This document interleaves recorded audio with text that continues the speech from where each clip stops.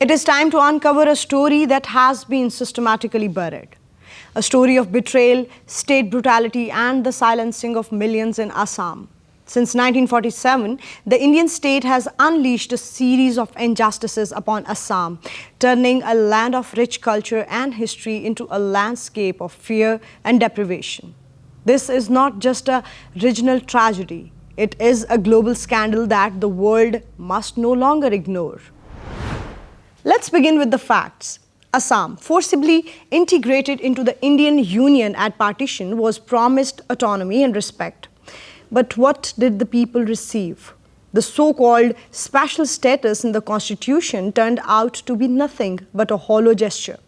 Article 371B offered little real empowerment, and the Indian state continued to centralize power, trampling the rights of Assam's indigenous people.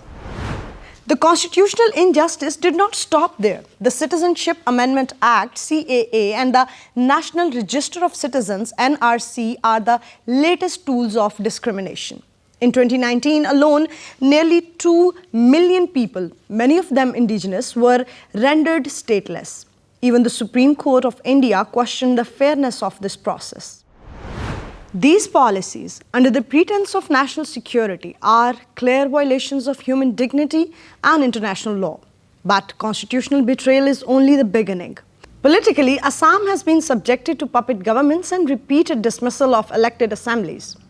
New Delhi has imposed president's rule time and again, crushing the people's mandate under the weight of military boots.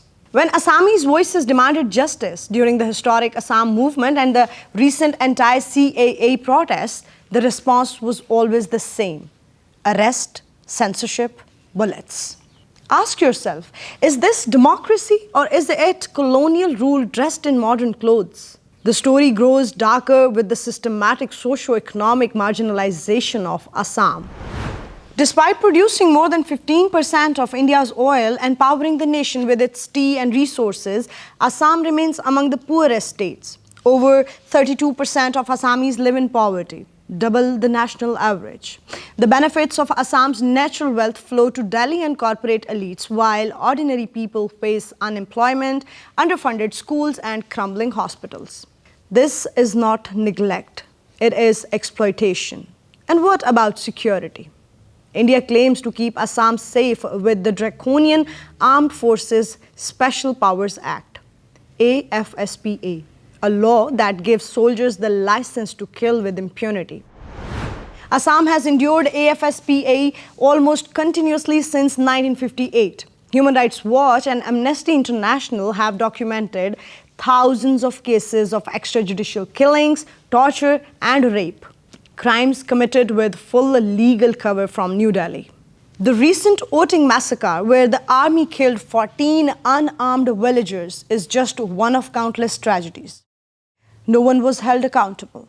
Let's not forget the Nalai massacre of 1983, where more than 2,000 Muslims were slaughtered in broad daylight.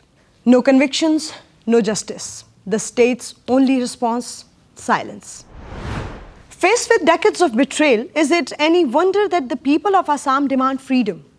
The United Liberation Front of Assam, ULFA, and other movements did not arise from a vacuum. They are a direct response to oppression, humiliation, and denied dignity. Mass protests, civil disobedience, and student uprisings show that the demand for autonomy is not a fringe idea. It is the cry of a wounded nation. Even international organizations like the UN and Amnesty International have condemned India's policies in Assam, warning of grave human rights abuses and looming humanitarian crisis.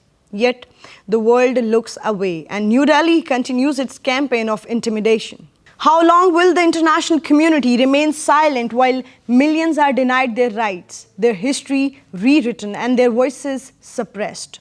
Will the world continue to buy the myths of the world's largest democracy when in Assam, democracy is little more than a mask for authoritarian rule? Pakistan stands with the people of Assam in their pursuit of justice and dignity. It is time for the world to hear their story, demand accountability, and support their right to self-determination. The truth is clear. Assam's independence movement is not terrorism. It is the natural answer to 75 years of Indian brutality and betrayal. It is time for justice. It is time for Assam to be free. This is Amara Farad Baloch, and you're watching Nexus Bulletin.